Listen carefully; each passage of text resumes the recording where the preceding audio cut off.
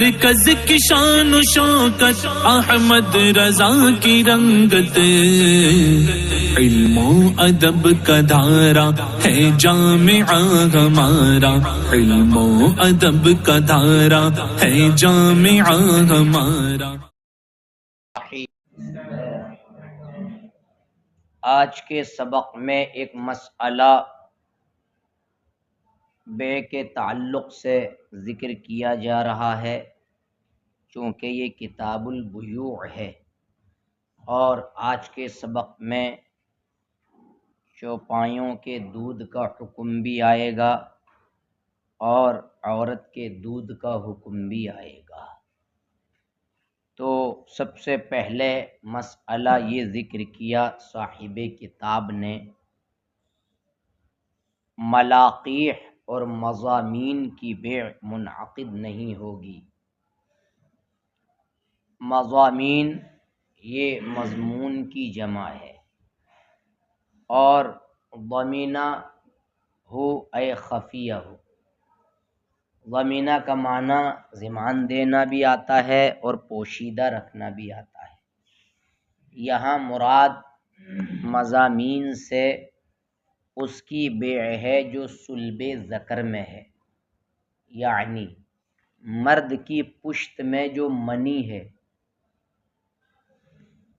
تو اس کی بیع، چونکہ مرد کی منی کی تھیلی اس کی پشت میں ہوتی ہے، اور عورت کی جو منی کا مجمع ہے وہ ترائب ہے، یعنی سینوں کے بیچ میں وہ جگہ ہے جہاں عورت کی منی مطلب یہ اکٹھا رہتی ہے۔ وفی التنزیل العزیز یخرج من بین الصلب والترائب، یعنی یہ جو منی ہے یہ کمر اور سینے کے بیچ سے نکلتی ہے، تو آدمی کی پشت سے نکل کر کے ذکر کے راستے سے پمپنگ ہوتی ہے، اور پھر وہاں سے عورت کے رحم میں اس کو چھوڑ دیتا ہے وہ۔ اور عورت کی جو منی ہوتی ہے رحم انثیٰ میں، جو اس کی جو منی ہے جہاں سے پیدا ہو کر وہ چلتی ہے وہ ترائب ہے، تریبت ان کی جمع، سینے کی بیچ سے وہ نکلتی ہے۔ اسی بنیاد پر ہمارے اطباء نے کہا ہے طب کی کتابوں میں کہ عورت مجامعت کے لیے یہاں سے جلدی تیار ہوتی ہے، برخلاف دوسرے مقامات کے، کہ چونکہ وہ اس کی منی کا محل ہے، اور جس جگہ وہ ہے جب اس کو اس کا شوہر مطلب تعرض کرتا ہے اس مقام سے، تو تستعد للوطی بالعجلتی، وہ وطی کے لیے جلدی فوری طور پر تیار ہوتی ہے۔ تو بہرحال یہ مضمون کا مفہوم ہے، اور ملقوح ایک لفظ ہے اس کی جمع ملاقیح آئی ہے، تو ملقوح اس کو کہا جاتا ہے جو رحم انثیٰ میں ہے، یعنی بچے دانی میں۔ رحم سے مراد یہ نہیں ہے پیٹ اوپر کا، بلکہ رحم سے مراد کیا ہے؟ بچے دانی، جس میں بچہ ٹھہر کر پورے 9 مہینے اپنا زمانہ اس کا گزرتا ہے، تو وہ وہ رحم مراد ہے، نہ کہ مطلق دا۔ تو رحم انثیٰ میں جو ہوتا ہے، جو منی کا معاملہ ہوتا ہے، چاہے وہ حمل ٹھہر گیا ہو، حمل ہی ہو، ابھی بچہ نہیں بنا ہے، ما عام ہے، الملقوح ما فی رحم الانثیٰ، تو ما آپ نے پڑھا ہوگا ما عموم کے لیے ہے۔ اب رحم انثیٰ میں جو ہے کہ مطلب چاہے وہ حمل ہو یا ابھی بچہ نہیں بنا ہے، ابھی نطفہ ہے یا علقہ ہے یا مضغہ ہے، جو بھی رحم انثیٰ میں ہے جب تک وہ ملقوح ہے، اور جو صلب ذکر میں ہے وہ کیا ہے؟ مضمون ہے۔ تو اب جناب عالی مضامین و ملاقیح کی بے منہی عنہما ہے، یعنی ان دونوں سے ممانعت آئی ہے، ملاقیح کی بے نہ کرو، مضامین کی بے نہ کرو۔ تو جب منہی اس سے نہیں وارد ہوئی ہے تو پھر اس وجہ سے نہیں وارد ہوئی ہے کہ یہ مال نہیں ہے، اور جب مال نہیں ہے تو بے کا انعقاد بھی نہیں ہوگا۔ اسی پر مطلب ایک مسئلہ گزر بھی گیا ہے، سانڈ کی منی کی بے کا، عصب الفحل کا لفظ آیا تھا، تو سانڈ کا مادہ منویہ اس کو بیچنا، اس کے بیچنے کی بے کا مسئلہ بھی، وہ اس کے بیچنے کا مسئلہ بھی اسی پر نکالا جائے گا، کیونکہ عصب نام ہے ضرب کا، دھچکا لگانا، زور کرنا، تو عصب ضرب ہے اور وہ چیز مال نہیں ہے۔ جب وہ مال نہیں ہے تو اس کی بے بھی منعقد نہیں ہوگی۔ اور اسی پر تخریج کیا جائے گا حمل کی بے کا مسئلہ بھی، حمل کی بے، کہ حمل ہے تو اب حمل ہے تو اس کی بے بھی منعقد نہیں ہوگی، کیونکہ حمل مال نہیں مانا ہے اور مال ہے بھی نہیں۔ تو ان تمام مسائل کا اس پر مطلب یہاں سے استخراج ہو رہا ہے۔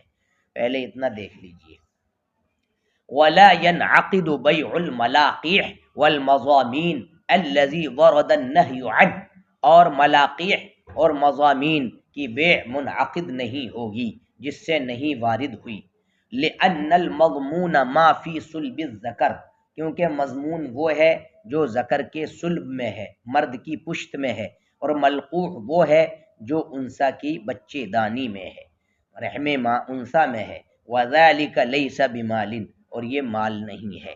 وَعَلَى هَذَا أَيْضًا يُخَرَّجُ بَيْعُ عَصَبِ الْفَحْلِ، اور اسی پر سانڈ کی منی کی بے کا مسئلہ نکالا جا رہا ہے، لِأَنَّ الْعَصْبَ هُوَ الضَّرْبُ، کیونکہ عصب وہ زور کرنا ہے، وَأَنَّهُ لَيْسَ بِمَالٍ، اور یہ مال نہیں ہے۔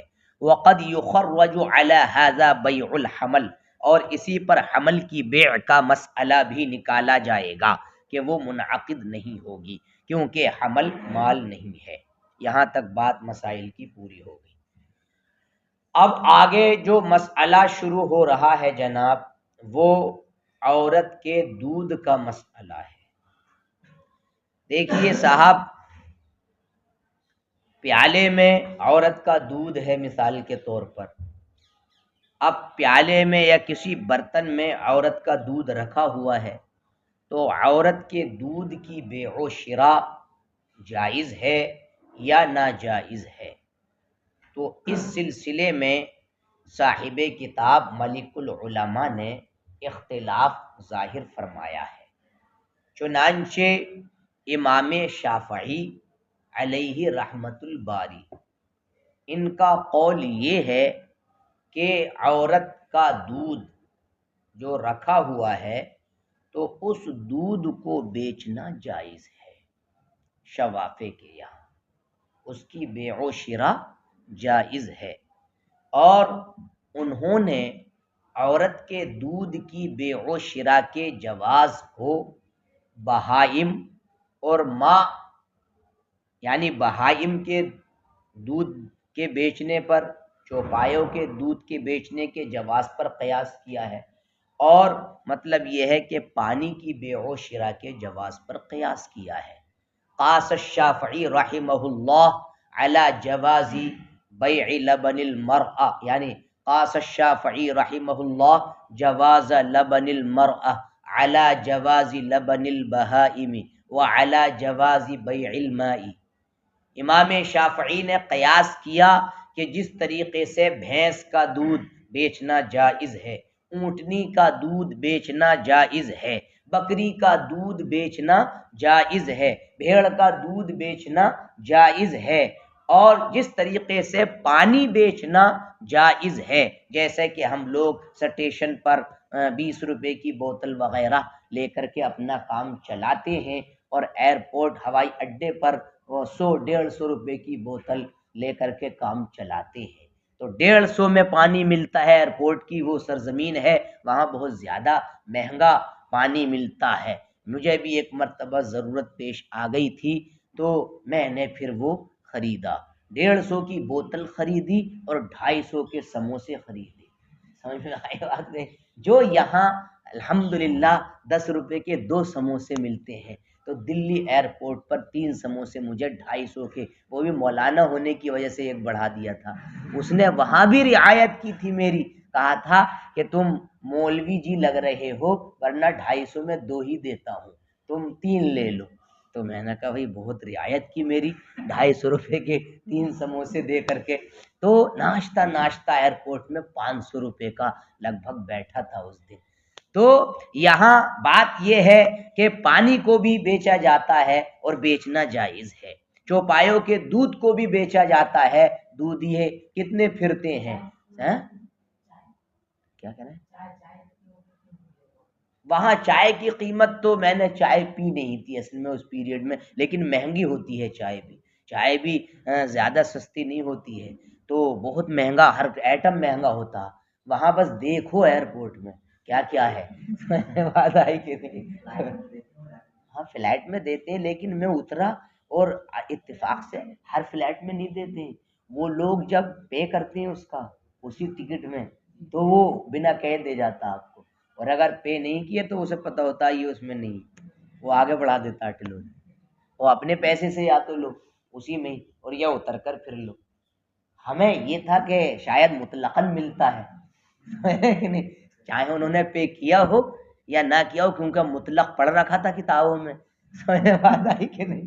تو جب کتابوں میں مطلق پڑھ رکھا تھا تو یہ وہاں بھی جاری کر دیا، المطلق یجری، سمجھ بات آئی کہ نہیں؟ تو اس وجہ سے امام شافعی رحمۃ اللہ تعالی علیہ نے قیاس کر لیا اور کہا کہ جب ان کا دودھ بیچنا جائز ہے جانوروں کا، تو عورت کا بھی دودھ کیا ہے؟ دودھ ہے، لہذا کسی نے عورت کا دودھ نکالا اور اکٹھا کر لیا بالٹی میں یا کسی برتن میں زیادہ دودھ اور اس کو بیچ دیا تو بیچنا جائز ہے۔ اور ان کے یہاں پھر جب بیچنا جائز ہے تو کہاں عورت کا دودھ جائے گا، اس کی چائے بنانا بھی پھر کیا ہوگی ان کے یہاں؟ ارے بھائی کچھ بھی بیچنا، جب بیع و شرا جائز ہو گئی، یہ بتائیے امام شافعی کے یہاں جب بیع و شرا جائز ہو گئی تو چاہے رس ملائی بناؤ، سمجھ میں بات آئی، یا آپ حلوہ بناؤ یا کچھ بھی بناؤ، اس دودھ سے کھیر بناؤ، جب بیع و شرا جائز ہے، مباح ہے، تو اب اگلی چیزیں بھی کیا ہو جائیں گی؟ جائز ہوں گی۔ جیسے چوپایوں کے دودھ سے کھیر بنائی جاتی ہے، جو بھی کھانے کی چیزیں ہیں ان کے یہاں یہ جائز ہے۔ اور دلیل یہ بھی پیش کی ہے، یہ تو قیاس کیا ہے ہاں کہ یہ مشروب طاہر ہے، پاک پی جانے والی چیز ہے۔ لیکن اب جناب ہم حنفیوں کی بات ذرا سنیں کہ حنفیوں نے یہ کہا ہے کہ عورت کا دودھ مال نہیں ہے، اور جب مال نہیں ہے تو اس کی بے جائز نہیں ہے۔ اب مال کیوں نہیں ہے، اس پر 2 دلیلیں ہیں۔ مال کیوں نہیں ہے، اس پر 2 دلیلیں ہیں۔ ایک دلیل تو اجماع صحابہ ہے، تمام صحابہ کرام رضوان اللہ تعالی علیہم اجمعین کا اجماع ہے کہ عورت کا دودھ مال نہیں ہے۔ تو اجماع بھی تو حجت ہے، جب اجماع حجت ہے تو اس اجماع کی دلیل سے ثابت ہوا کہ عورت کا دودھ مال نہیں ہے، جب مال نہیں ہے تو لا یجوز بیعہ۔ اور دوسری دلیل عقلی، یعنی عقلاً بھی یہ مال نہیں ہے۔ صاحب کتاب پہلے اجماع صحابہ سے ثابت کر رہے ہیں کہ مال کیوں نہیں ہے، اس کو سمجھنا ہے۔ پہلے ادھر سے ذرا دیکھ لیں نفس مسئلہ، وَلَا يَنْعَقِدُ بَيْعُ لَبْنِ الْمَرْأَ فِي قِدْحٍ عِنْدَنَا، اور عورت کا دودھ جو پیالے میں ہے تو پیالے میں موجود عورت کے دودھ کی بیع منعقد نہیں ہوگی ہمارے نزدیک۔ اور امام شافعی نے کہا یجوز بیعہ، اس کی بیع کیا ہوگی؟ جائز ہوگی۔ وجہ قولہ، امام شافعی کے قول کی وجہ یہ ہے کہ یہ مشروب طاہر ہے، پاک مشروب ہے، تو اس کی بیع و شرا جائز ہوگی، جیسے کہ چوپایوں اور پانی، چوپایوں کے دودھ کی بیع و شرا اور پانی کی بیع و شرا جائز ہے۔ ہماری دلیل یہ ہے ان اللبن لیس بمال، کہ دودھ جو ہے مال نہیں ہے، فلا یجوز بیعہ، تو اس کی بیع جائز نہیں ہوگی۔ اور اس پر دلیل کہ یہ مال نہیں ہے اجماع الصحابہ رضی اللہ عنہم والمعقول، اجماع صحابہ ہے اس پر دلیل، اور معقول اس پر دلیل ہے، دلیل عقلی۔ بات یہاں تک ہو گئی نفس مسئلہ کی پوری۔ اب اجماع صحابہ ذرا دیکھنا ہے اور بغور سننا ہے۔ دیکھیے اجماع صحابہ سے کیسے ثابت ہے کہ عورت کا دودھ مال نہیں ہے؟ تو اب اس سے پہلے ایک لفظ ذرا ولد مغرور کا آ رہا ہے نیچے، ہرا ولد مغرور، لغوی معنی اس کا آتا ہے دھوکے کا بچہ۔ اور کتب فقہیہ، بڑی بڑی کتب فقہیہ میں چنانچہ رد المختار علی الدر المختار اور الفتح القدیر للعاجز الفقیر اور البنایہ لشرح الہدایہ، ان جیسی کتب فقہیہ میں اس کا جو معنی ذکر کیا گیا ہے ولد مغرور کا، یہ وہ معنی ہے، میں آپ کو عبارت پڑھ کر کے سناتا ہوں کہ باب فی دعوی النسب، یعنی نسب کے دعوے کے بیان میں اس مسئلے کو ذکر کیا گیا ہے۔ تو بنایا کی عبارت اس سلسلے میں یہ ہے کہ اشترى جاریۃ فولدت منہ ثم تستحقها رجل غرم الاب بالقیمت یوم الخصومت والمراد بالولد المغرور ان یطأ الرجل امرأة معتمدا على ملک یمین ونکاح فولدت منه ثم تستحقها رجل فذلك الولد حر الاصل في حق ابيه ورقيقا في حق مدعيه نظرا لهما لان النظر من الجانبين واجب فيجعل الولد حر الاصل في حق ابيه ورقيقا في حق مدعيه نظرا لهما۔ یہ بنایا کی پوری عبارت ہے، ابھی واضح تو نہیں ہوئی ہوگی، سمجھ میں آ گئی بات؟ تو آگے بڑھو یا تھوڑا معنی بیان کروں۔ وضاحت یہ ہے اس کی کہ کسی ولد مغرور کی وضاحت، کوئی شخص کسی عورت سے وطی کرے ملک یمین یا نکاح کے ملک پر اعتماد کرتے ہوئے، یعنی باندی میں کس پر اعتماد کرتے ہوئے وطی کرنا جائز ہے؟ ملک یمین، ہاتھ کی ملک ہے، وہ خرید کر لایا، نکاح مت کرو، وطی کرو۔ اور نکاح منکوحہ سے بھی وطی کیا ہوتی ہے؟ جائز ہوتی ہے۔ تو چاہے ملک یمین کے طور پر کسی اعتماد کرتے ہوئے کسی شخص نے کسی عورت سے وطی کر لی، یعنی باندی ہے اس کی تو وطی کر لی، یا نکاح کے طور پر وطی کر لی، نکاح پر اعتماد کرتے ہوئے، اور اس کے بعد جب وطی کر لی فولدت منہ، اس نے بچہ دے دیا، خرید کر لایا تھا کسی سے، یہ اس کے گھر آ کر کیا دے دیا؟ اس نے بچہ دے دیا۔ اب جب بچہ دے دیا تو ثم تستحقها رجل، پھر کسی تیسرے مرد نے اس میں اپنا حق ٹھوک دیا، استحقاق ثابت کر دیا، اور وہ باندی مستحقہ ہو گئی، یعنی جس میں حق ثابت ہو جائے۔ تیسرا آ کر کے بولا کہاں سے لایا؟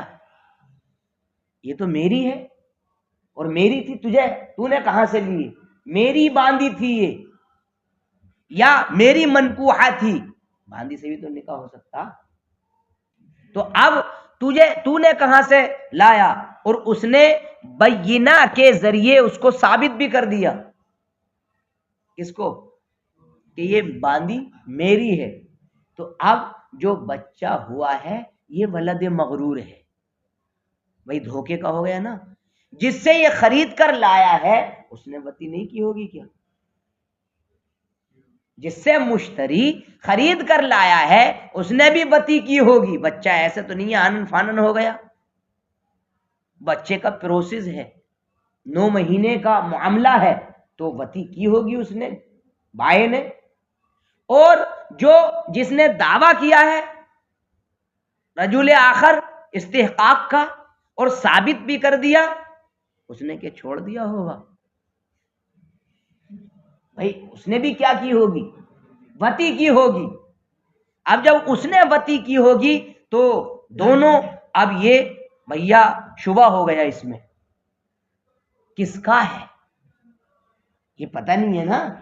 اس نے وہ بھی وات اس کے واتی دو ہو گئے، اب اس نے بھی وتی کی ہے اور اس رجل نے بھی وتی کی ہے اس سے جو دوسرے نے دعویٰ کیا ہے، تو یہ ہو گیا ولد مغرور، دھوکے کا بچہ۔ اور اس دھوکے کے بچے کے بارے میں مطلب غریم الاب بالقیمت کہا گیا ہے، اور وبالعقر بمقابلۃ الوطئی، ایک لفظ عقر بھی آ رہا ہے اس میں۔